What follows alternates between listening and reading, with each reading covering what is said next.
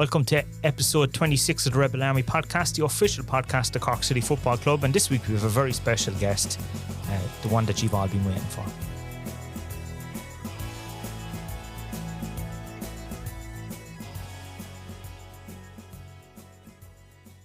Yeah, welcome back to the podcast. I'm joined as always by Aaron. How are you?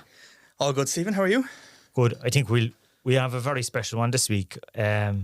Obviously, we're a bit disappointed over losing in the cup. Yeah, but of course. You know, and I suppose we were very close. One or two of those chances could have easily gone in. We could have had it one by half time. Story. It was one of those games, yeah. But look, we're still 15 points clear in the first division. We still have the buzz of having two new signings, plus Sean Murray signing a longer contract as well. And I think it's very important that we get the main man in, because I think that's what people want. I think now if we spent this one, two of us waffling away here where people are clicking off like this, There's only one person people want to hear from this week, and we finally got him in. We gave him a bit of a chance to relax and get set. But less than 2 weeks after him probably getting off a plane, we have Seani waiting to come in. So we're not going to leave him out in the hall any longer. We better bring him into the studio. Welcome to the podcast, Seani, or welcome back to the club, I suppose. Yeah, thanks very much. But been back now, I suppose. 2 weeks. Yeah. So it's bit of a whirlwind, though. Is there still? Yeah, is a it? bit like it. Just as I said, they're just getting settled now and off the pitch. I mean, I only played my first 90 minutes there against Derry a couple of days ago, so legs are still feeling a little bit heavy and just getting the grips of training and stuff like that. But it's going good at the moment. Is that your first 90 minutes since before the summer? I would say the first 90 minutes. I would say I'm going back as far as February. Like I mean. In April, I did come on early days against Northampton. I think it was after like 20 minutes. So played a bonus of like 70 minutes. But actually starting again playing 90 minutes was going back a good 6 months ago, 5 months ago maybe. So trying to get adjusted to it all again. So I think look, you can do as much runs and training by yourself, or even at that PFA camp I did during the summer. But when you're in like game related scenarios, it's totally different. I suppose that only comes by playing games. And the other night, a lot of people probably see like maybe after like 60, 65, 70 minutes, myself and Keats probably started to tire a little bit. I know Keats probably hasn't played as many minutes this year as he'd like, but yeah, we had a good partnership the other night. I actually really enjoyed the game in general. I mean, he put it up to Derry as well. Yeah, like I think it was one or two shots could have easily gone in, and it was a different game. Like. Definitely, like I think I had a couple of half chances first half. Keats had one clear off the line. Keeper made an unbelievable save, and then obviously Cottle. I think looking back on it, the lad said this morning that his goal was actually onside. So if you get the rubber of the green there, you're 1-0 up, and you don't know how the game plans out. But I mean, you're coming up against a team that are pushing for a league title in the Prem division. So and we didn't just go toe to toe with them. We actually were the better team, and as I said before, the only thing you look after the game is the actual scoreline, and obviously it didn't go our way, but there's plenty of positives to take forward, that for sure. And what's the relationship between yourself and Keats in general? Because both of you are coming, obviously both coming back to the club. Yeah. You've been away much longer, but on the training ground, you linking up well and stuff like that. Yeah, but to be fair, me and Keats go back a long while ago. Going back, I would say 10 years ago. We both were at Sligo together under John Coleman. That's when you were on loan from West Ham over to Sligo. Yeah, and then I went when John Coleman left Sligo then to Accrington, that's where I went to Accrington Stanley then. So we go back probably about the ones of 10 years ago. Wow. And we have a good few mutual friends as well. I think Keats came over to the playoff final for when I was playing at Coventry against Luton. He came over with Kev O'Connor over to the game to watch us. But yeah, on the training pitch, like I mean, you could see it even Friday night. Only the first game we played with each other, you can see like that. I think we're going to be really good for each other, because not only am I the one kind of dropping into the 10, Keats did probably a lot of that against Derry, and we can both kind of do different types of the game scenarios. Like I can run in behind, he can drop in, vice versa. So it's makings of a really good partnership. Your career has kind of been up and down kind of a lot over the years. Like going back to all the way at the start, you kind of blasted off at Waterford at the beginning, banging in the goals. You obviously got the attention of West Ham. Yeah. But like you were a young fella going over there the first time, so you've got 2 blasts going across the water as such to England. Like the first time, because obviously we have a lot of younger lads now in the club kind of going over, and they're when they wait till they're 18 kind of know because of Brexit rules and stuff. What was that like, the first experience when you went to West Ham?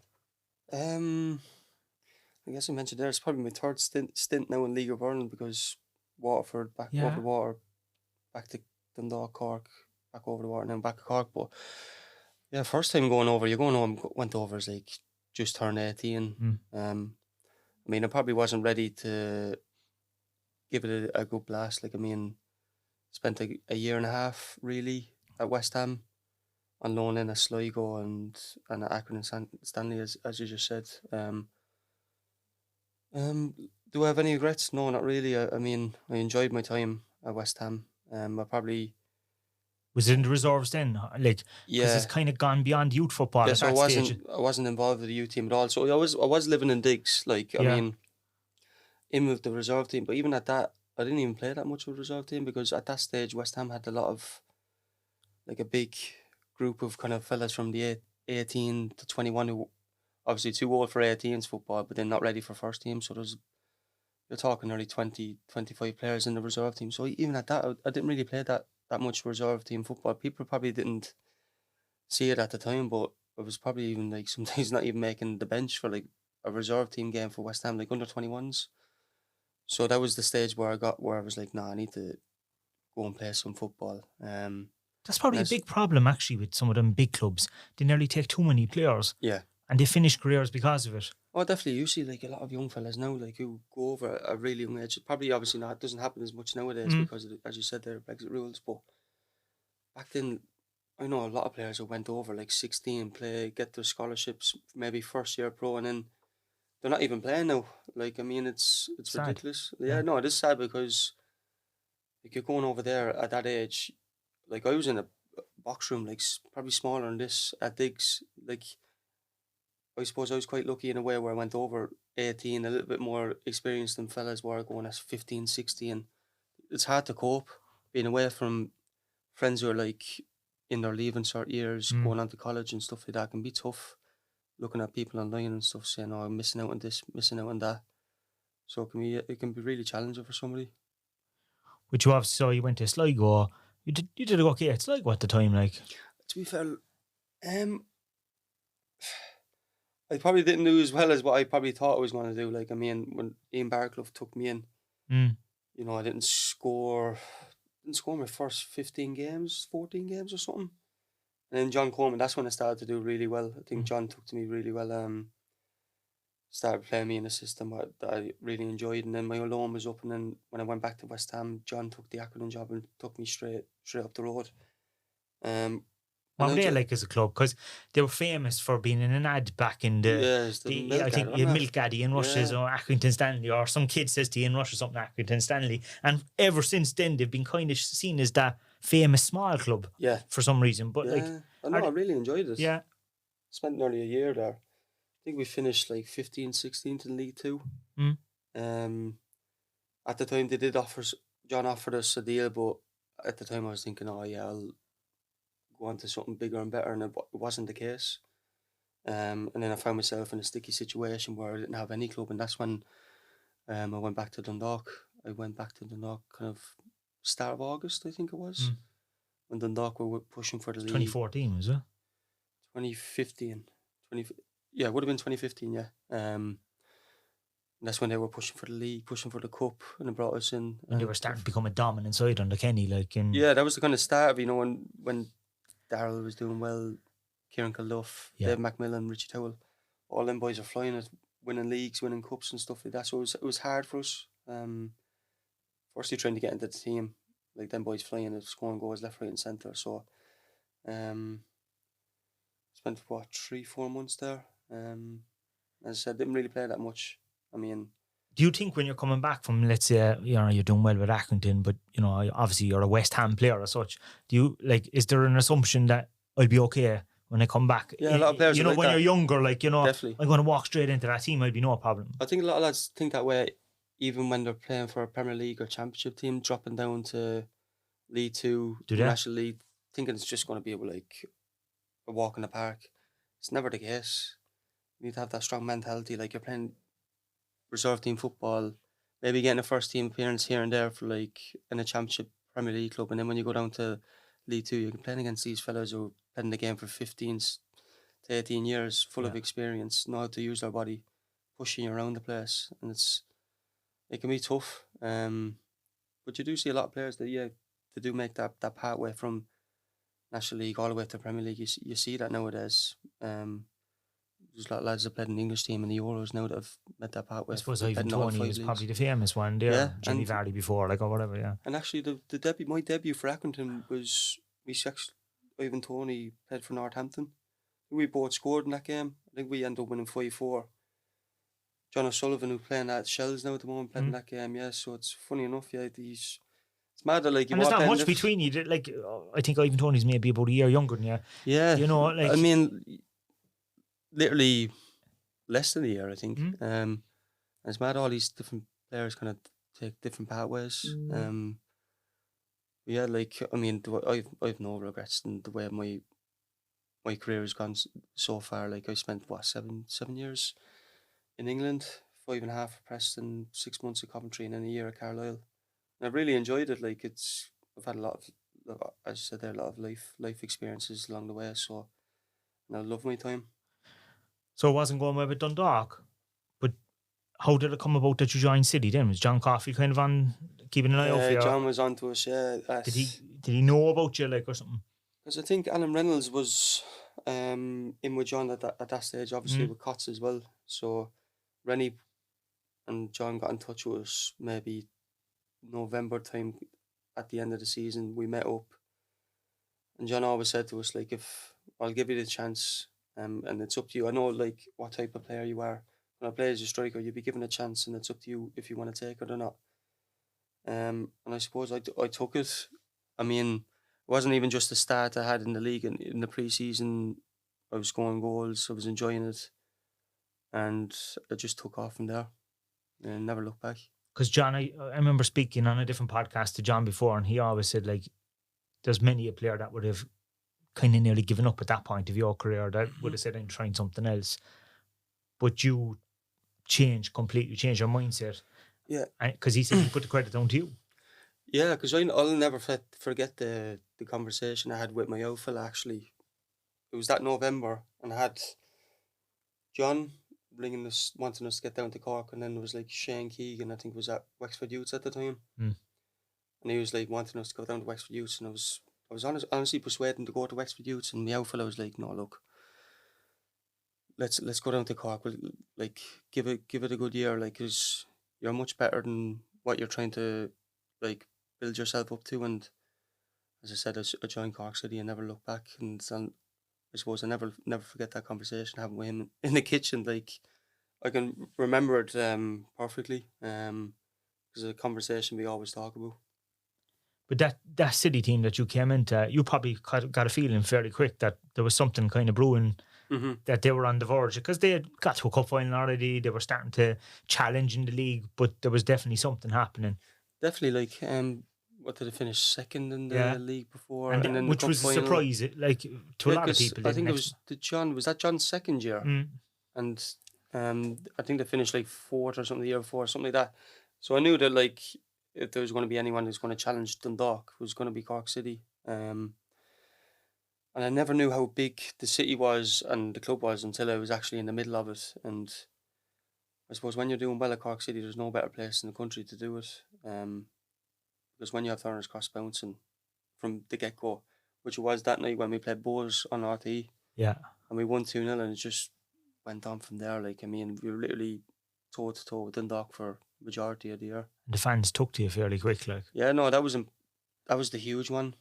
As a striker, confidence is everything. Like, if you don't have confidence, you kind of second guess yourself in certain situations. If a ball flashes across, you should be finishing first time. You take a touch and take another touch, and you kind of second guess yourself. So confidence is massive, not just, I suppose, for any sort of position. And I felt on top of the world in that year and a half for Cork City. Like, I mean, anything that I touched was just going into the back of the net. I think I finished on 18 league goals that year. the first season. In the first season. And obviously a very important one in the Aviva. Yeah, probably the best but worst goal I've ever scored. Like, it's not the best pleasing on the eye, but the most important one to win a cup final. Because obviously we finished second in the league. And they were on for the double again. And, and like they were in Europe at the time, I think it was. So it was huge. And to win any cup final, I suppose winning a cup final the way we did was the best kind of scenario. And into the City fans in the Aviva as well, like unbelievable. It's like a dream scenario, really. It is. If you want, as I said there, if you want to win a cup final, it's the way you want to do it. Yeah. I mean, you probably rather score like 1 from 30 yards, but watching a goal would probably take about 15 seconds to hit the back of the net. I don't even think it hit the back of the net actually. Probably just trickled over the lane. But then, yes, I mean, literally a minute left to play, and it just feels like that was all worth it. Like, you know, you go the whole season neck and neck with Dundalk. You don't finish and win the league. You finish second, and then you win something at the end of the year, and it was an unbelievable feeling.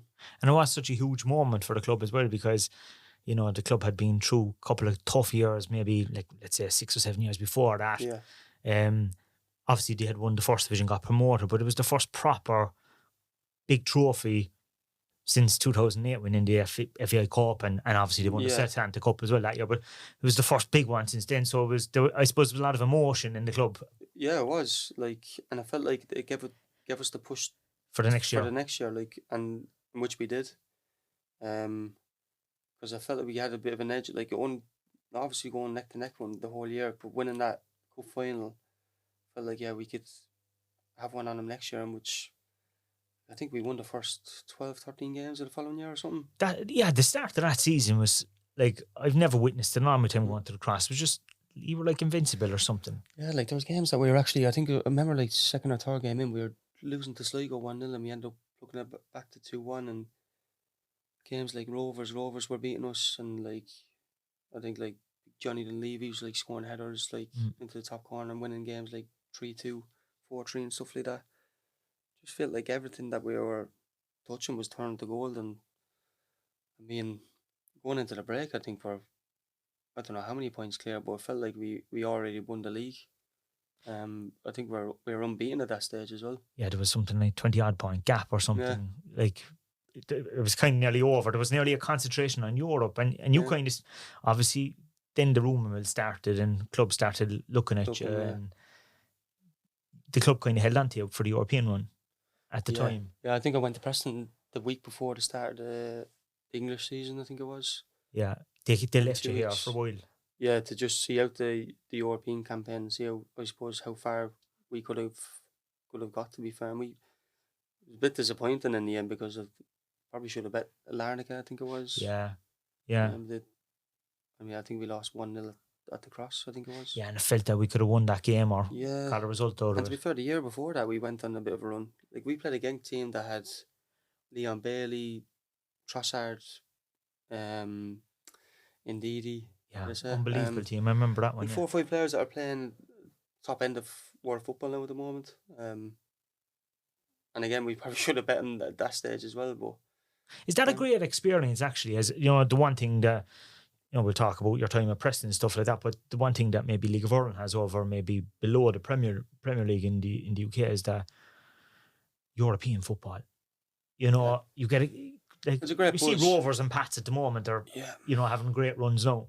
And like City have had it, Dundalk have had it, you know, like Derry have had it over the years or whatever. But like it must be a brilliant experience. It's the buzz of like obviously getting a packed out crowd at home, and then, you know, travelling away, seeing loads of fans, hundreds of fans travelling to Genk, Larnaca and stuff like that, like, and creating the whole atmosphere, like people having, not just us, like fans in general, having experiences that probably wouldn't have been able to have if we weren't in Europe.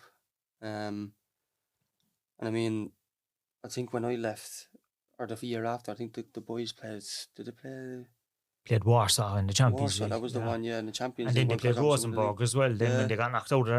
So like they're massive clubs in Europe. Like, I mean, like if the Conference League was back then, we were probably cemented in that. Like, that's true, actually, yeah. But like, nothing beats them European nights. I know it's still qualifying for the actual group stages, but as you said there, seeing a packed out round against a European opposition, it's hard to beat.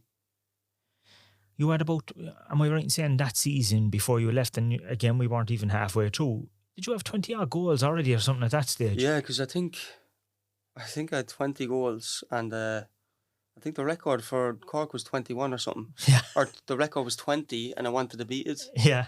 Something like that anyway. And I actually remember my last kick for Cork in the league against Bray was actually hit the post. I was good about that one. Like, but yeah, it was, as I said, like I always look back, like, just in games in general now in the future, I always look back at those times to kind of give us a little bit of confidence in terms of looking back and saying, yeah, score 20 goals, I can do that again.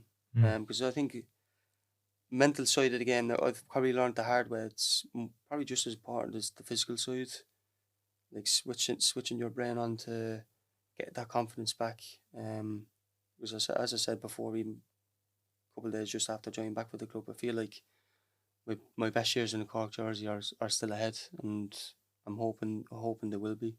But did John drive that confidence of that team? Yeah, 100%. Like, yeah. It seemed like a team that went out on the pitch and knew that they could win. Yeah, we were solid. I mean, every man knew their job individually, but then again, as a team, we were structured. I know, yeah, we lost the league the year before, but in that year, where, as I said, we unbeaten up until like maybe the 3/4 way through the season.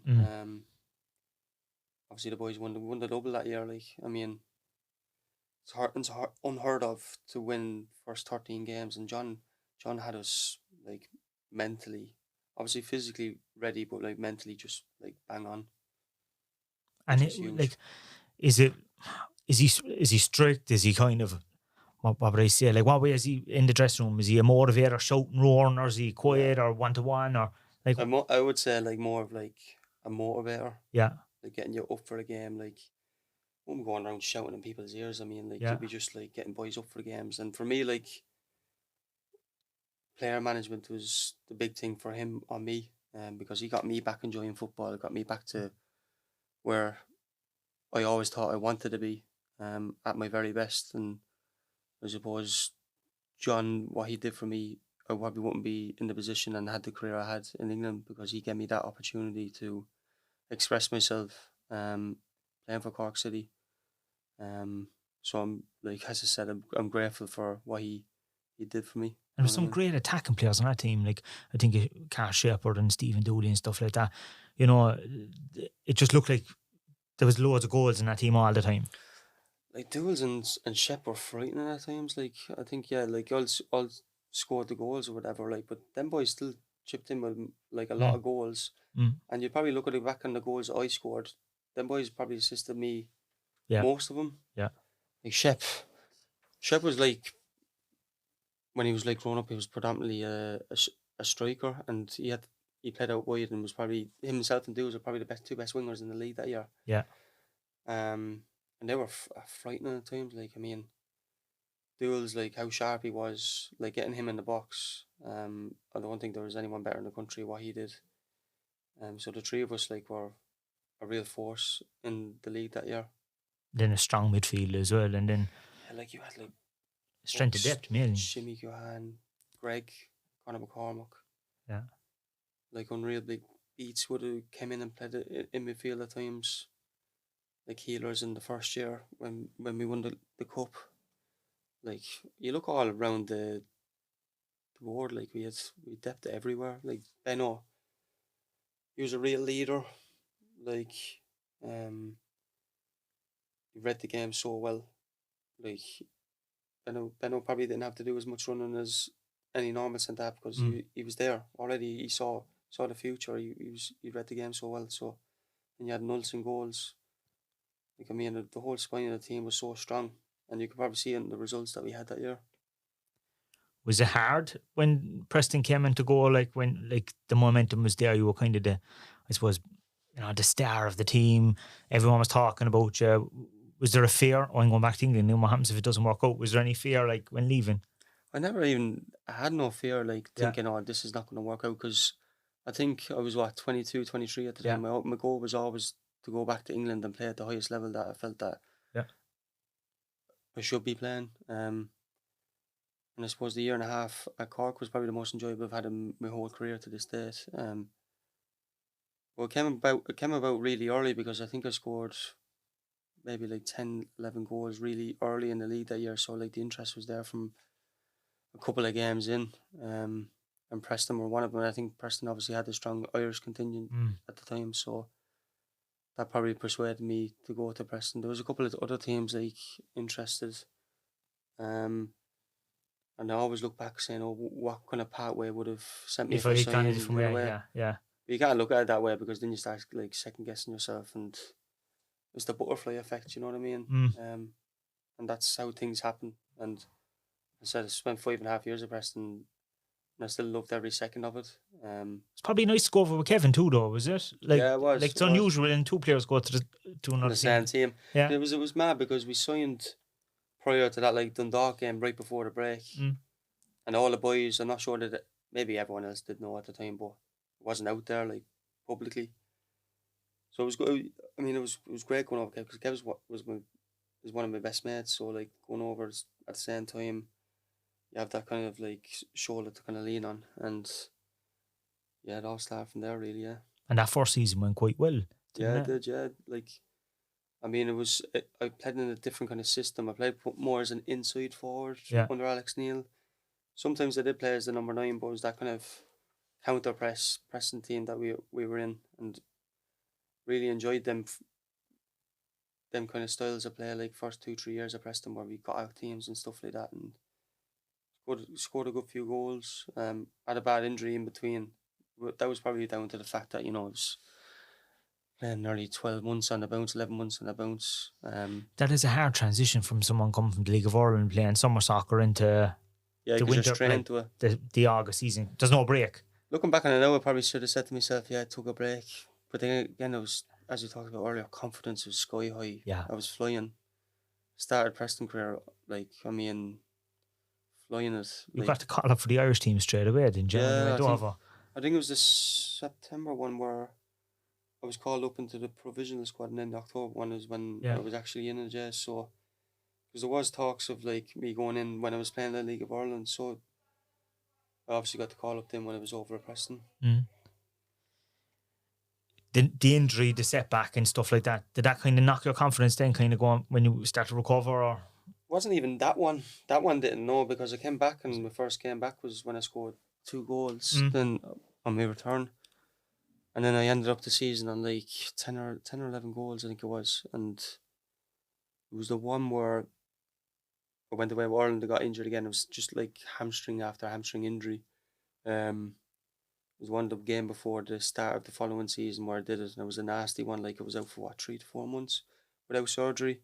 So that was the one that kind of hurt in that moment. And then I got back fit, and then I was away with Ireland. I think we were playing Northern Ireland, I think, in the Nations League or something like that, and I did it again. And you're talking nearly 4 or 5 hamstring injuries in the space of 6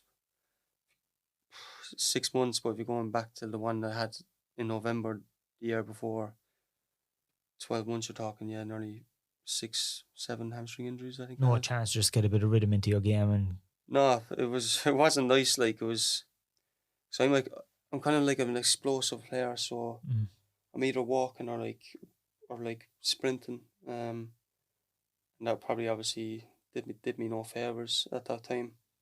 And I suppose looking back now at Touchwood now, I haven't had, since that last one, I haven't had any hamstring injuries. You start to get to know your body then. You were probably thinking being involved with the Irish setup was jinxing you at that stage. Yeah, because I think I had 3 away with Ireland, and at the time I don't think Preston were happy, because anytime I was kind of going away, I was kind of breaking down. But it does knock your confidence back, especially with hamstring injuries in footballers. But I kind of got over it. It maybe took me about 6 to 9 months to get over. And that third year at Preston, were going into COVID, we were in the playoffs, and I was flying. I was playing every game and stuff, and having a good season. Again, playing as a away player, but loved it. I felt like back to best, and then COVID hit, and it kind of ruined our momentum, because I felt like if COVID didn't hit, I think we hit playoffs, not a bother. Yeah, because of course the season stopped for a couple of months then, didn't it? Yeah. And then opened behind closed doors, and Yeah, like we played Luton, I think behind closed doors, we're 1-0 up, and then they make it 1-1, and we lost the next couple of games. We found ourselves outside the playoffs then, and that I felt like that was the 1 year where we probably should have like made the playoffs, and so I don't think any team liked playing against us in the top half of the championship that year, because the way we played, as I said earlier, like the kind of pressing kind of style of football, teams didn't like, especially coming to Deepdale. So that was big club, like with a lot of history, isn't it? Yeah, huge club. Wow, like we still have the house there, and you get to know people a lot more in depth. And been to games now where last year when I haven't been a player, like massive following. As you said there, I think they're the original Invincibles or something going back years ago, and with a lot of history. A lot of big name players that played at Preston and went on to have unbelievable careers. Even David Beckham played for Man David Beckham was on loan at Preston. Yeah. Obviously David Moyes was manager. That's right. And that's where he made his name as such before Everton, like, yeah. So it's a huge club. And like they've been in the championship a long time now. Yeah. They're kind of one of those teams that seemed like stable. Don't want to jinx them, like, but like I'd say they'd love to get to the Premier League, but like they never go down, never go up. It's kind of like I felt like that. When I was there. It felt like that. Like I think when I was talking to fans, it felt like Preston always had the position where it was like 11th in the league. They always used to tell me, so it's. But they've always been knocking on the door to get to the playoffs. When I was there, they've never really even had like a chance of even going down and stuff like that. But there's always a few teams in the championship that, as you said there, never looked like they're going down. But then again, are always like kind of mid-table. But the first year I was at Preston, we finished 7th. I think it was last day of the season where we so lost close. out. Yeah, but like I think it does have the makings to be a Premier League club. Like the backing they have from the fans, the stadium's unreal. Like it's got a great history. Like it's got everything there to go and play in obviously the biggest league in the world. And as you said, the Irish connections, and obviously Alan Brown was captain there and stuff like that. Yeah. You know, they've had a lot of Irish players over the years. Yeah, like at the time there was 7 or 8 of us when me and Kev went over. Oh. And then obviously Callum Robinson declared for Ireland and stuff. That's like right, that. So we had loads, and you're going to have a look the younger lads like Adam O'Reilly, Charlie Lyons, Harry Nevin there at Cork City now. So it does have that Irish strong connection. I'm not sure nowadays. I don't know how many lads are left there at the moment, but going back 7 years ago, there was probably half the team was Irish. I remember, I'd say you were gone about a year or two and you came back at pre-season, I think. It was a great buzz, I'd say, to come back and play for Preston against Cork. Yeah, I remember that game actually, because Preston do usually, they don't do anymore. But they used to in Fota, wasn't it? Yeah. A lot of clubs do. I think Stoke were here in the summer, so used to do that most years, and then we play against, I think it was Cork City, or I think we could have played against Cove, I think, 1 year as well. So it was kind of a weird feeling playing against City at the time. And I'm back here now, like, I suppose, fast forward six years. So, about a year or so ago, then you went to Coventry. Like, how did that come about? Was it a kind of, did they just let you go, or did you ask to move, or how did? Yeah, it was more so me asking to go, because I knew that they were bringing in the likes of Liam Delap, Tom Cannon at the time. So I was kind of in and out of the team anyway. So I know bringing in the 2 lads, I knew my game time was probably going to be a little bit more limited. So the move came about. I obviously tried to push to wanting to leave because my game time was going to be pushed to the side, and Coventry came in to give us like kind of like a 6-month kind of loan deal towards the end of the season. And then again, I went into a team that were started to fly up the league, winning games left, right and centre, and I probably had one of the best players I probably played with to this day in front of me, like that, Victor Gyökeres. So it was quite tough, but as again, I actually really enjoyed my time at Coventry, even though I played only 7 games. What's Mark Robbins like as a manager? Because he seems to have a lot of success with them. Yeah, he got him to an FA Cup semi-final, got him to a playoff final, obviously, as well. He was very close. He was brilliant. And looking back on it now, like I suppose the style he has was one that I've never kind of experienced. But he knows his stuff. Like, I mean, as you said there, he's got Coventry in the FA Cup semi-final. Should have got into the final. Yeah. So his numbers and experience speaks for itself. He had a great career as well in football. And I really enjoy playing. As I said there, like, you probably look like, Seani, you're mad because you didn't play. So how did you enjoy it? Learned a lot of things from different style of manager, like even the other guys in the backroom staff. It was brilliant, and I loved my 5 or 6 months there. And then it was on to Carlisle last summer then, was it? Yeah, Carlisle. So I went in there the week before the start of the season. Spent the year there. Probably didn't go as well as I would have hoped. Because the plan was probably going to Carlisle thinking I'll do well there and then go up a league or two again. Yeah. It didn't work out that way, and football never works out the way you want it. And it didn't. Like, I mean, we had a good couple of results against big teams in the league, but probably weren't consistent. We went on a period there we didn't win 12, 13 games. I think we lost in a row around Christmas, January time. So it was tough. I knew it was going to be tough, but I didn't probably think it was going to be as tough as what it was. Playing in a position where, as I said earlier, I was playing more as an inside forward when I was in my Preston days and stuff like that, but I was playing right wide, and it's probably not my game getting the ball on the touchline. And yeah, I can do it. I'll try to my best ability, but I want to be inside the pitch. Inside the pitch, if that's as a 10 inside forward or as a number 9, but I'm not that type of player to play high and wide. And at times it was backs against the wall against a lot of teams throughout the year, especially away from home. It was tough, and then, but again, it was an hour and a half up the road. We still lived in Preston. Really good lads up there. And Carlisle's quite a big club. It's like a sleeping giant for all the world. And yeah, they don't really have that much competition. I know they're close enough to like Newcastle and Sunderland, but they're a kind of a place on their own, kind of, aren't they? Yeah. I think the closest club would be Barrow. It's 2 hours down the road. Or even Preston again is the closest one to that then. Yeah. People forget about that in England, like, because football is such an industry there. Yeah.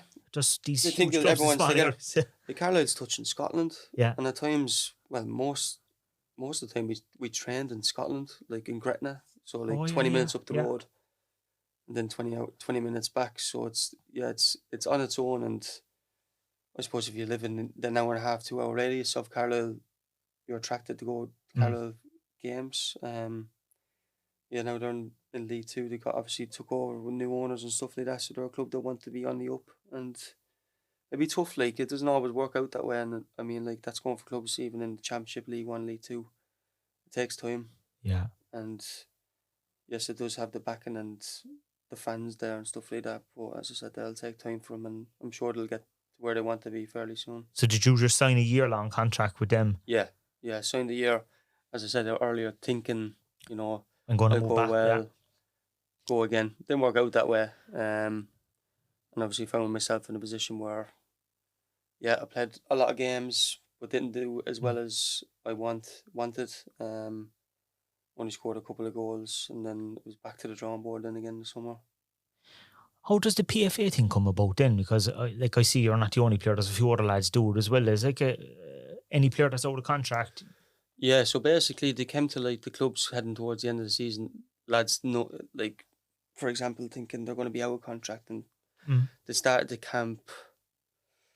I was going to say they started the camp like start of July, and it runs till the end of August. So it's probably up in the next week or two. 30 lads can join you. Like, you'd have like over 100 applicants every week. Oh, so it's not just in case you turn up and you're there. Yeah. No. You have to apply, kind of. You have to apply like weeks in advance, kind of thing. Yeah. Like, I mean, I've known lads that have been there from the start and they're still there. They look after you Monday to Friday, open a hotel, like unbelievable facilities, like top coaches. So it's basically like a pre-season for lads out of contract, and it was a no-brainer because I think at the start, a lot of lads in my position anyway, I felt I probably should have went when it first opened up. I was thinking, I don't know who's going to be there and like what it's going to be like, and I think a lot of lads' ego is probably getting away, and I think that's why towards the end of it you've seen a lot of big name players being there.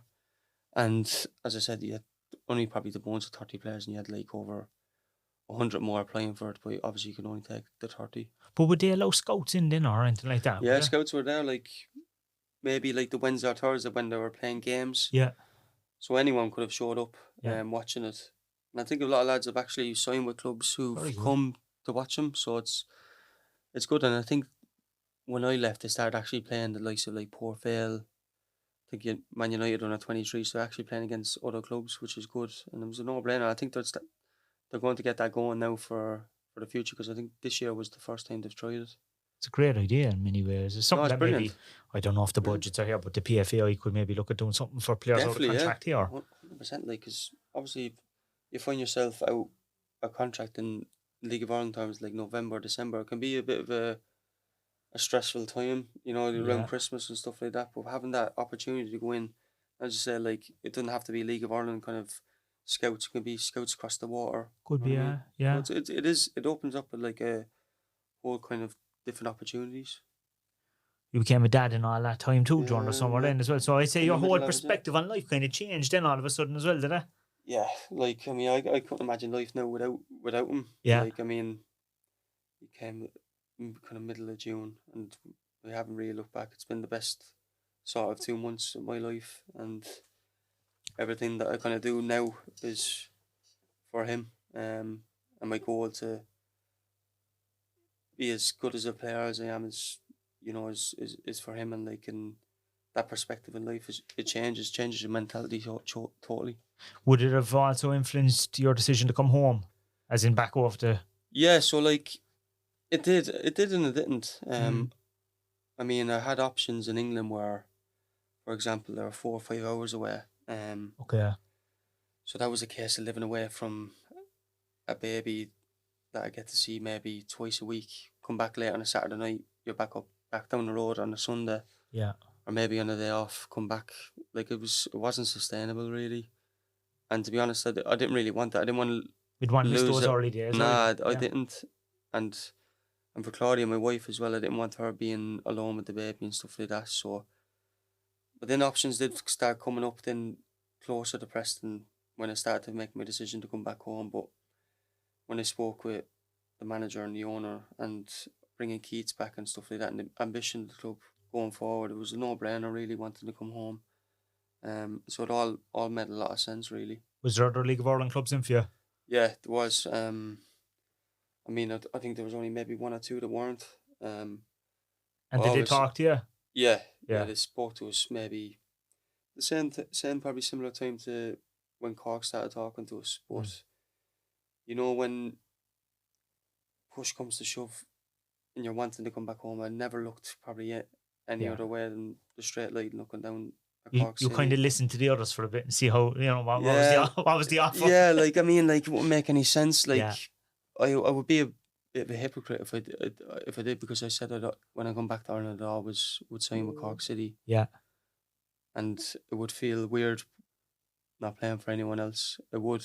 And looking back now in the last kind of couple of weeks, I think I've made the right decision, because there's no place I'd rather be, because obviously my wife's from Cork. My young fella's going to grow up in Cork, and we're going to build a family in Cork in the future. So I feel like I'm part of not just the club, but actually the city. I mean, all my friends and my family are from Kilkenny and stuff like that, but not a million miles away either, I suppose. No, it's only 2 hours up the road. Yeah. It's a long old road at times. You don't have any club for you though, Sean. No.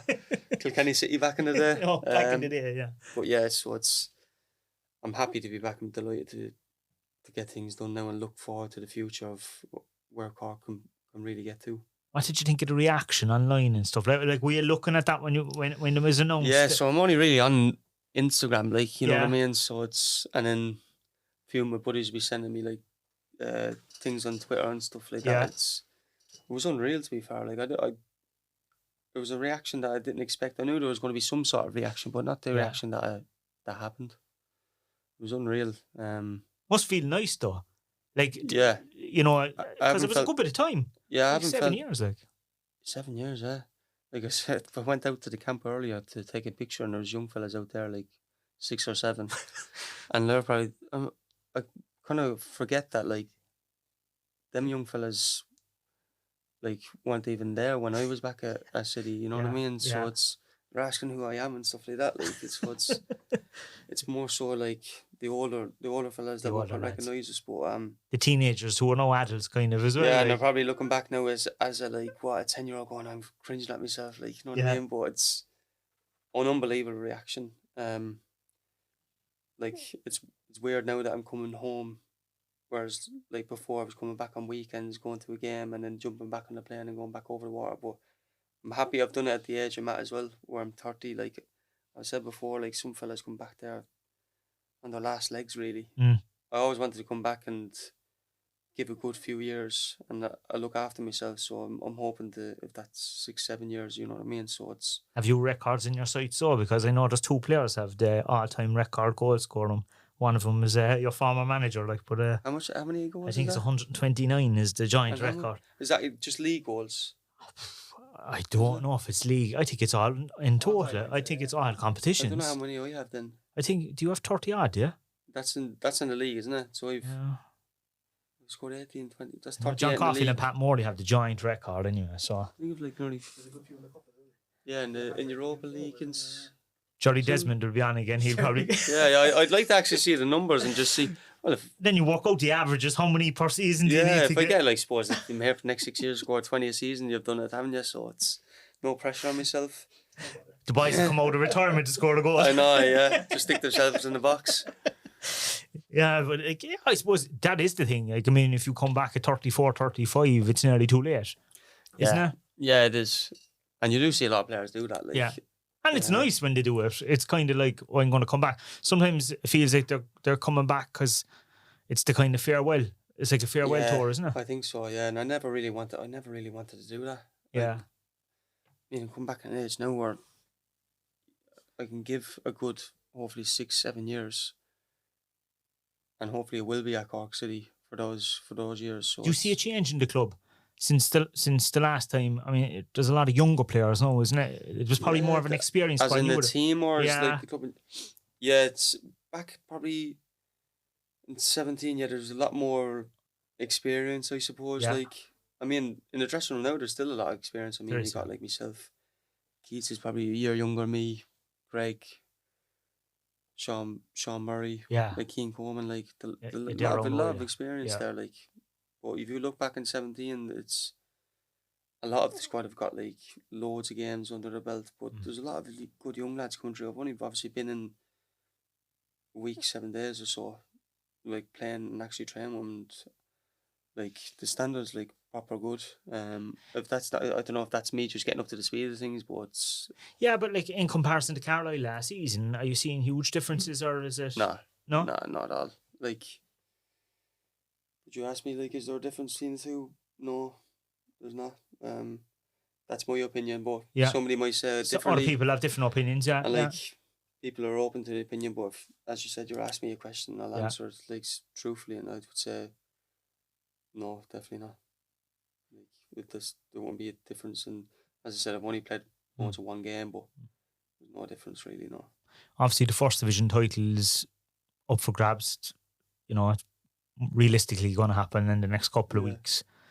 But what's the go between now and the end of the season? As I said there, win the league. And I suppose for the club, as soon as you can, really. And then you still don't want to take your foot off the pedal after that. I mean, you want to still go on. I don't know what the record is for first division points and stuff like that, but you want to finish the season on as many points as you can, and as obviously for me personally is scoring as many goals as I can. I'm bringing that into next year, where I've been kind of looking at anyway, and helping the club get back to where it was when I left them. I know like last week was only one game against Derry, who were obviously second league, but it was just not much of a difference between the both sides. But as I said, it was only one game. But like next year, you can probably think to yourself, look, win the league this year, and then next year you can kind of say, like, you can really challenge next year. And cement our position in the Premier League, like in the Premier Division. Yeah, I don't even think it would even like cement it. I mean, like actually having a go. I think so, yeah. Yeah. And I can see why not. Like some people might be saying, yeah, look, I think you need to be a little bit more realistic. Like, I mean, winning the first division and then thinking you can go win the Premier Division, but you bring in a little bit more experience. I can see why not, really. And the club has the base in terms of the supporters and stuff like that. There's no better club in the country, I don't think, to have that. Like, when Turner's Cross, as I said earlier, when Turner's Cross is bouncing, everyone fears it. You even seen it against Derry last week when we were getting on top and winning the ball high, creating chances.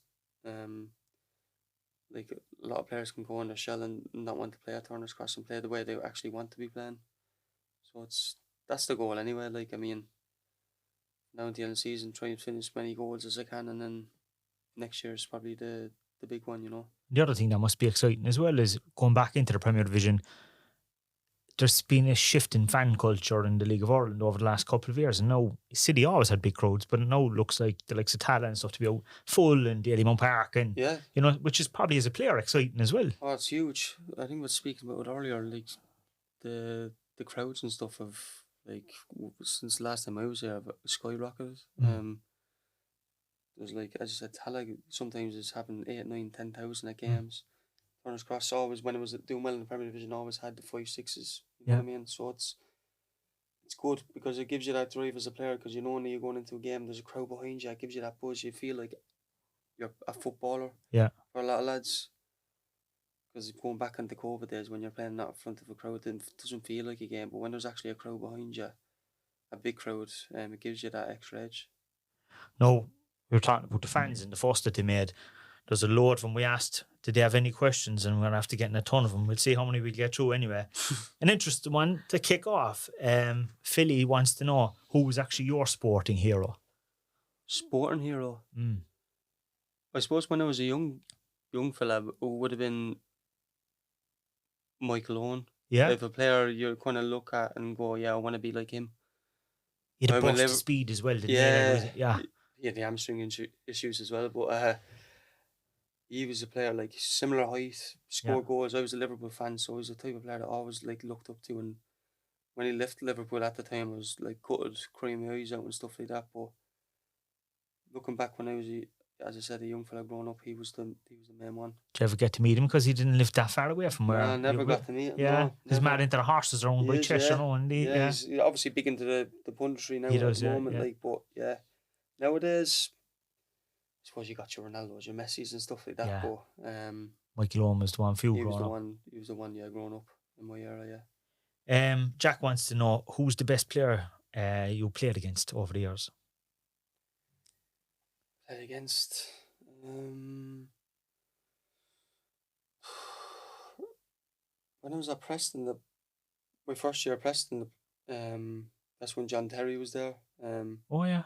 And he was probably coming to his latter stages of his career, but he still read the game, like, bullied me, to be fair. Really? Yeah, like, probably didn't have the legs. I probably had more of the legs on him, but yeah, he was using his physique then, I suppose. Had everything. And he was still miles ahead of me and the way he was thinking and stuff like that. He was probably the one I stand out as, like, playing as a striker up against a centre half. He was probably the hardest. The one, yeah. Cork City fanatics want to know, how does the atmosphere and welcome compare to when you left? Has it changed over the years? Well, I've only experienced the last 2 games and they've been pretty similar. Yeah. I suppose definitely the shed end and that buzz. The spirit from the shed is the same? Same. Yeah. Like, I mean...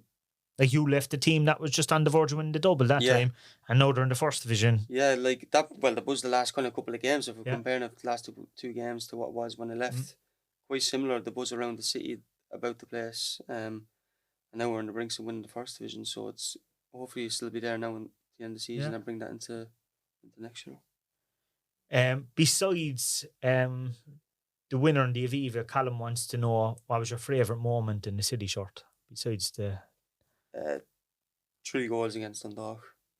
Away, that was unbelievable, wasn't it? Yeah, without a doubt. I would even sometimes think that's better than one at Aviva. Yeah? I don't know, just how things ended at Dundalk and then you're scoring 3 up there. Nearly putting it up to them, kind of. Yeah, and even when I scored the first one, looking back on videos now, you can see, like, me getting abuse and stuff like that, and water thrown and whatever. Like, that could actually even tip the Aviva one. There's a lot of people said at that stage you should have been called up to the Irish team. Yeah. And I remember John saying you can only get called up if you go across the road, go through the airport or something like that. Yeah, because I think Martin and Roy were at that game, I think. Yeah. And it probably was a stage I was going to get called up. That would have been the moment. That should have been the moment, yeah. But I mean, they're the manager and assistant manager. Yeah. I'm sure they have like their own kind of, I don't know, ways of thinking. League of Ireland is it the same as like playing Championship League One? You don't know. It's hard to know. It's hard to know. Actually, like obviously you have played for the country, but there is a talk now whereby the new manager wants to bring in a new kind of a B system or something like that, a new B squad with League of Ireland players, which is kind of interesting. That's good, yeah. I think that's a great thing. Yeah. Even like he said, I think he wants to even bring League of Ireland fellas into the main squad or something like that. It is good having homegrown players or playing in their own country play for the national team. Yeah. I think it's the way forward, yeah. And especially the way, as we mentioned earlier, how big of a boost the league is now at the moment, the coverage it's getting away from the football for all the fans and stuff like that. It's brilliant. What was it like to put on the jersey actually for the first time? There's no better feeling. Yeah. Like, you can have all these feelings, scoring for moments like scoring a winner and Aviva, hat-trick against Dundalk, scoring my first goal for Preston and stuff like that, but nothing beats that. Like, being just in the setup in general, like you work your socks off your whole life for a moment like that. To get the pinnacle of Irish football, like that's the top. The pinnacle, I mean, I started playing football at 4 years of age. You want to play for your country. Yeah. And no one can ever take that away from anyone who's had one cap or 120 caps. Yeah. You know what I mean? It's still the same. And also scoring for your country must have been a great NDV. Yeah, I suppose. I don't usually score goals that, I think that could have been one of the few goals I actually scored from 25 yards plus. But yeah, it's just as good as obviously having your own kind of cap, but actually scoring for your country. Yeah, I think I had 11 or 12 caps. Yeah.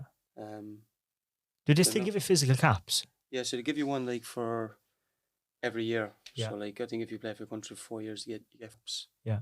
So have you that at home somewhere? I have that actually in Claudia's mum and dad's house at the moment. It's in Cork now, yeah. So it's I think I might have one in England actually, because I think 3 in Cork, and I think I played for 4 years in a row.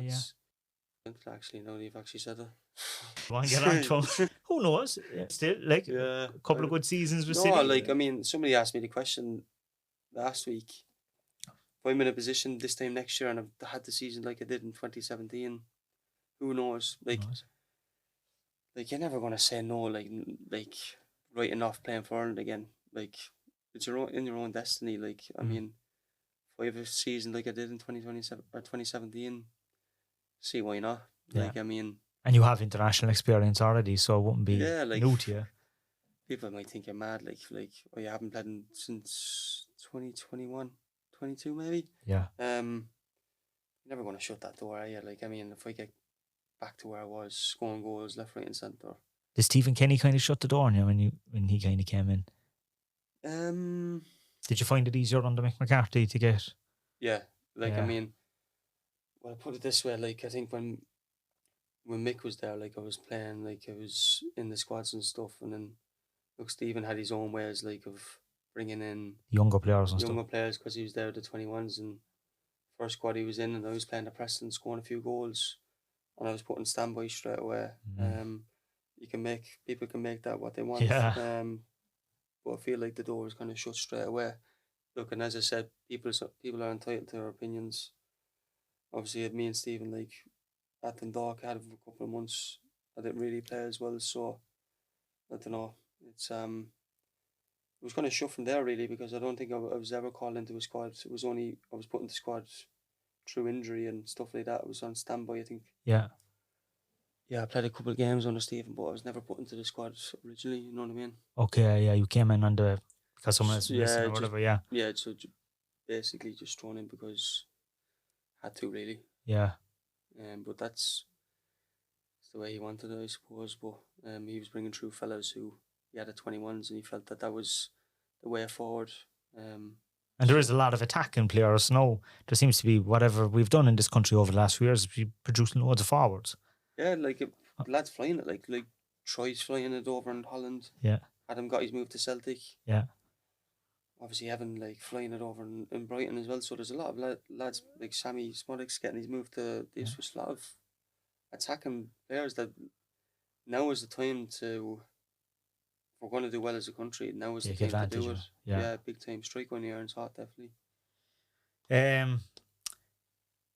Another question here now. What are the main differences between working under Caulfield and working under Tim Clancy? No, obviously you're only new with Tim, so is there a different type of approach? Yeah, I think each manager have different types of qualities. Like I think Tim works like more like what I've seen last week or so, like tactically, like I mean on the pitch and stuff like that, where I feel that's where he has his main kind of qualities. And then John was more of kind of like a motivator in the dressing room, getting lads like up for games, structured, and had the team well organised. But both managers have like similar qualities on and off the pitch. And I suppose John has been a manager, I don't know for how long now, going back. Yeah, God, yeah, years, even longer with the likes of, I suppose, some of the non-league teams with Avondale and Leeside. John has the experience, but obviously Tim has been manager, obviously Drogheda, Pats. So John is probably, you know, a good few years ahead of Tim in terms of experience, but Tim's first year in Cork now, he's obviously put it up against, like came up against a team there, second in the Premier Division, done well, and then you're 9 games left in the season, you're 15 points clear, so you can see both big qualities in both managers. Colin wants to know, do you have any pre-match superstitions or rituals? Do you do anything the same? I like to eat the same meal the day before a game. What is it? So it's like Claudia kind of makes it probably the last 7-8 years. Okay. It's like a chicken chorizo rice dish, it's called. Yeah.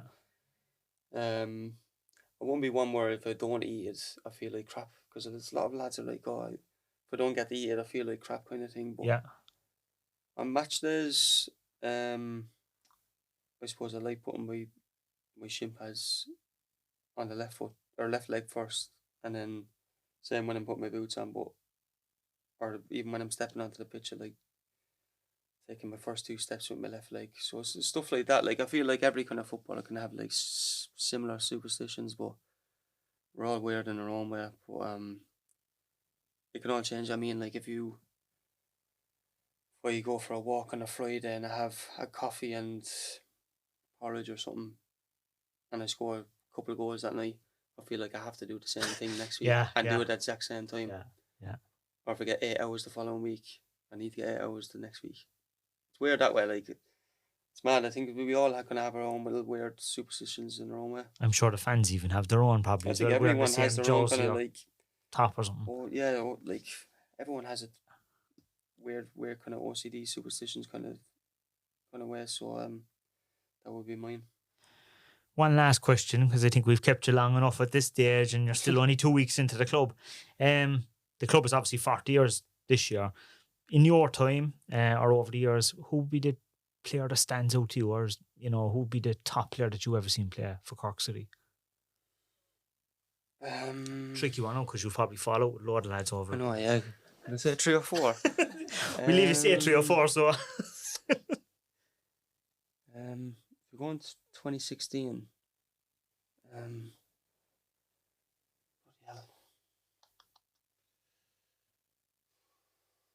There's a lot of lads, like, I mean, like, we could go through the whole team.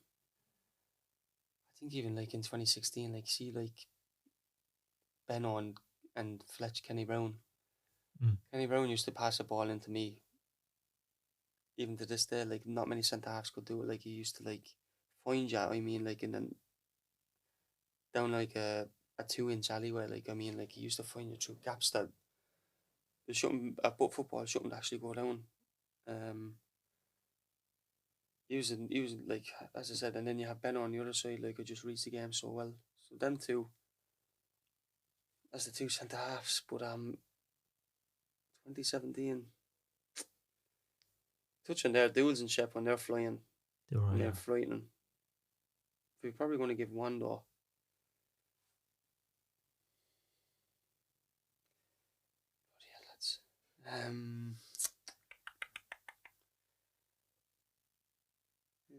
Who does your Hall of Fame award go to?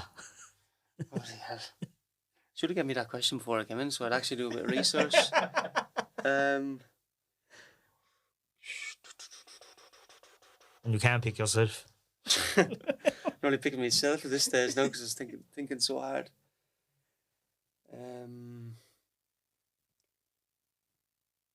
I would say Duels.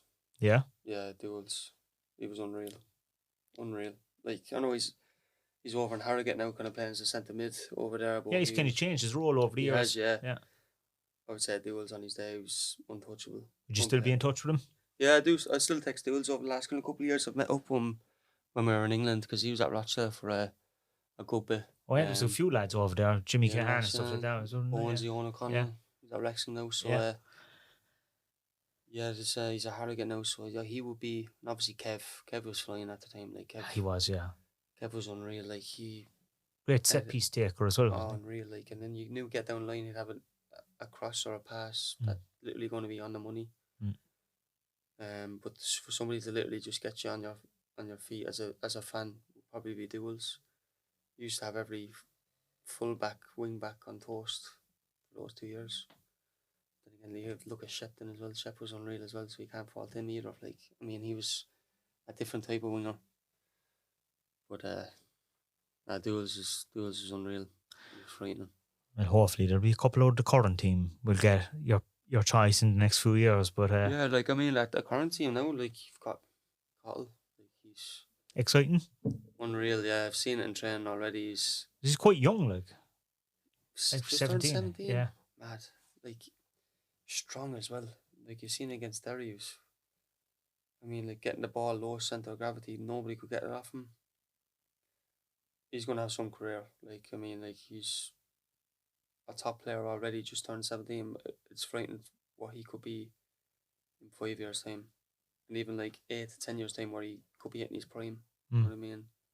Do you see yourself as a kind of nearly a mentor to some of them younger players? Do you think that they'll ask you questions about what life is like? I'd like to think they would, yeah. Definitely. And I'll definitely put them in the right path and show them and tell them what experiences I've had and show them examples of what they want going forward. But definitely in training and stuff like that in games going forward, I'll definitely help them along the way and hopefully get them to where they want to be in their career.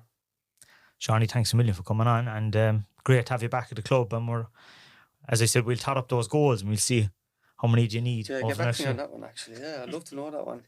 We'll 100%. Definitely get that, and we'll try and get those off over the next couple of years. Definitely, yeah. Well, hopefully we'll have this podcast in 6 years' time and gone past John and Pat. Yeah. Brilliant, Sean. Thanks a million. Yeah, cheers, bud. Thank you. Yeah, fascinating insight. It was a long enough interview, but I think the time will fly for people, but I hope it has. Yeah, do you know what? There's 7 years covered there in the space of an hour and a bit, which I think is enough time. Probably could have even got more. We actually got some of the early stuff as well. Just give a context, because he had I forgot he's had like 3 or 4 spells in the League of Ireland at this stage. Yeah, you know what I mean. Yeah, like you know, this is. I think did he say this is his 4th, because he started with Waterford, then went over to West Ham, came back to Sligo, went back over again, came back to Dundalk, which wasn't successful, came down to City, went back over for 7 years, and now he's back with City again. Now he's back again. Yeah. Like it's kind of a roller coaster career. It is, and like there's a lot of back and forth there, which ordinarily you'd associate with the fella who's we spoke about last week, over the hill, you know, pushing late 30s. Just 30, like there's still time left in him, and it's. Do you know what stuck out to me there? We were talking when you mentioned the all-time goal scoring charts, and he was like, "Look, if I'm here for 6 years, I get 20 a season." He's planning on staying here for 6 years, no problem. Yeah, I think we'll all be happy to hear that. So I think Jurry was listening to us last week, because Jurry was on with a message. He came back to us about actually, the record score, which was 9-0. I was actually at that game. I remember that game. Do you know what? Mick Ring thought he got there first. He texted me and was like, "There's your answer." I was like, "Mick." Jerry was back to us straight away. Jerry had the answer before you even got there. So, shout out to Jerry and Mick for giving us that answer. So, Jerry, please come back to us what's the league goals record and what's the overall goals record. Seani wants a breakdown there. Different ones there, because I think it's mad that both John Caulfield and Pat Morley have the same amount of goals. Both have 129. I think there would have been one penalty or something somewhere. That would one of them not have stayed on for another few matches? Just get it done. Did they not do the maths in it or something? Just to get it done, yeah. Yeah, but rob a penalty or something, yeah. I think it's achievable. I mean, it definitely is. Yeah. He is staying, and he said himself, he wants to, himself and Claudia, they want to, settle down here, create a family of their own, and very much live in Cork and be part of Cork. And with league cups in Europe from the time he was here, I think it was 20 something in the league in the second season, 18 in the first, like between cups and the European runs. There was a couple of hat-tricks sprinkled in as well. I think I had a quick look. Should be close to 40, 50 at this point. I thought maybe more. I saw a figure of 30, 35, 36, but I don't know if that was League Cup. See, I don't know. Yeah, but you know what? I haven't even thought to look at it, but it's definitely it isn't unachievable. You know what I mean? So no, we're like. We said it last week. Of course, we buy 2 forwards in, and we still haven't scored. But sure, look. You know what's going to happen? Charlie Lyons or Cian Coleman is going to score against Cove. We'll probably win 2 or 3-0 against Cove now. It'll be Charlie, Cian, and Barry Coffey again. He loves the goal against Cove. But eventually, the two boys, one of the two at least, will get on the score sheet, and we'll be here to talk about it when it does happen. Yeah, but listen, we obviously we have the El Classic Cork, is it? What do they call it? El Classic Cork, that's the one, yeah. Coming up this week. El Corkico, if you're the League of Ireland account, but that's just, that's a sackable offence. Yeah. No. That's coming up this weekend. The women are home in the Cup as well. Bows, yeah. We only played Bows at home a couple of weeks ago. We spoke about it last week. Doro's screamer to win it, so if we get something similar to that, we'll all be happy. But Cup quarter-final, it's exciting. We'd love to be into a cup semi with a final on the horizon then afterwards. So I think the final's in Tala, is it? Finals in Tala, yeah. I know Cara Mack was split opinion, yeah. She would prefer if it was in the Aviva. I think we all would. I think a lot of players in the league and managers maybe won't say it. They don't want to upset things too much, but I think, look, yes, having its own standalone day is brilliant, but I think there's something special, especially if you look back to 2017 and we had our men's and women's team. There's something special about having the double header, like. Yeah, and obviously we're 2 weeks away from the live podcast. Yeah. I was in at a launch today actually for it, and there was some others there. Cornelius, the comedian, was there. He has his own podcast there. There was Left on Red were there. There was a few others, but they're getting excited because it's launching. We're one of, I'd say, maybe 10 more live shows. We're one of the first as well, aren't we? We're one of the early ones, yeah. And we've announced a few more guests over the last couple of days as well. Stuart Ashton will be in. Yeah. So Stuart, Pat Dolan, I think we announced him. We announced Pat and Garrod last week, but like Stuart, like I saw all the brilliant stuff that you put up this week actually in relation to the 40 years, and Stuart was in that first game. Like. Yeah, played in the very first game, and it's been around Cork ever since. I don't know, Stuart must have been about 12 playing in that match because he doesn't look that old, no. True, actually, yeah. It was 40 years ago. Stuart has looked the same for the last 20 years, I don't know. Yeah, we'll ask him about that now in the Opera House. Yeah, so, no, it's going to be, like, you probably get a feel for it, but we're going to have 2 halves. Yeah. You know, and the first half is going to be the early days. Well, they're all, like, you know, when I'm talking about the 80s and 90s, and then we move into the 2000s in the second half.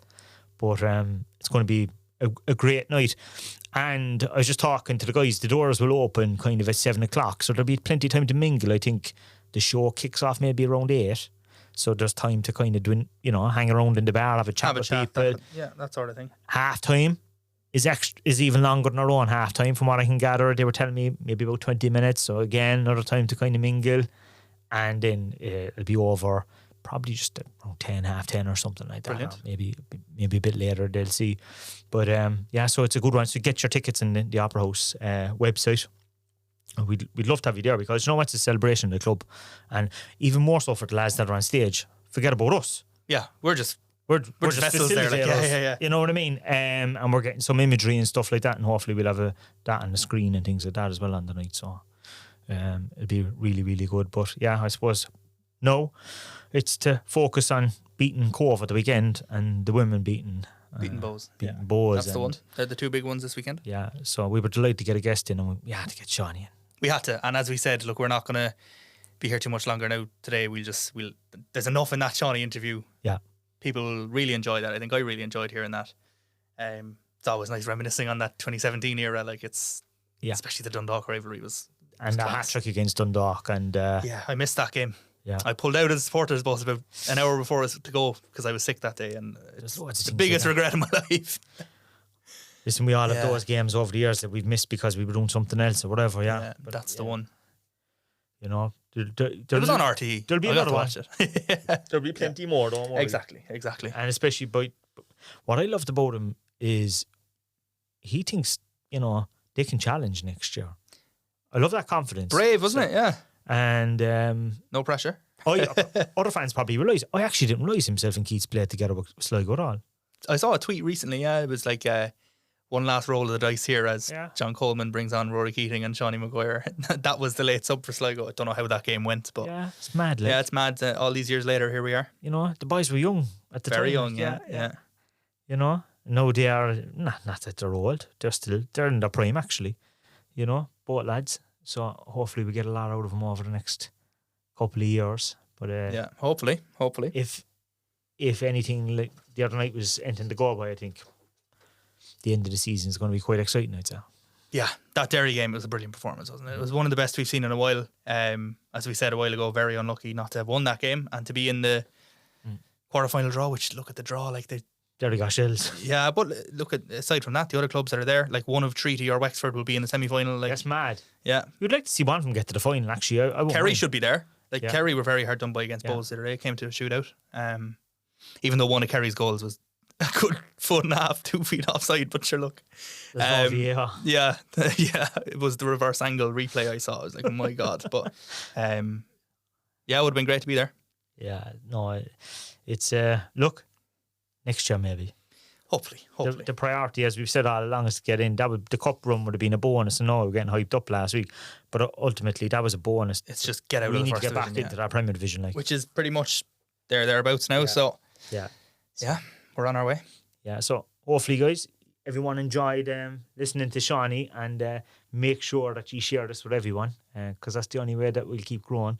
Yeah, this is the one again. Look, this is the one people have been screaming for weeks. We finally have him. Funnily enough, we spoke about trying to get him in a couple of months ago before we ever thought he'd be back here as a player. So we've actually been trying to get him for a while, but we actually were thinking of getting him for the live podcast if he wasn't involved in international duty and all. And here we are. Mad how it's worked out. Yeah, he'll have a game the next day, UCD away. Yeah. So the rate we're going, we could win the league that night. So it might be a very busy one. Yeah. We could be, maybe we win it already. I don't think it's impossible. It's impossible, is it? I don't know. To be honest, it's changed so much now over the last couple of weeks with the lads, us drawing with that loan losing, UCD's results. If we had won some of those games, we'd actually probably have won at this stage. It'd be close enough anyway. Very close. Yeah, but look, plenty left to play for. Exciting times ahead, and the podcast will keep growing. And we were going to do the team of the week. I had mine picked out. We'll do that. I had mine as well. We'll come back to that next week. We'll come back to that next week. We'll come back to that. Freaking tough though. Very difficult, very difficult. I say mine could change by next week again. Yeah, mine is. I'm happy with mine, but it's very 2005 onwards heavy because I wasn't there beforehand. So it's a bit of a blend. A couple of other lads. We'll come back to that next week. Yeah, we'll come back to that because that's a big one, and it'll be nice actually before the live show to kind of talk about stuff like that as well. Exactly. Yeah. So we'll see you next week, guys. See you next week.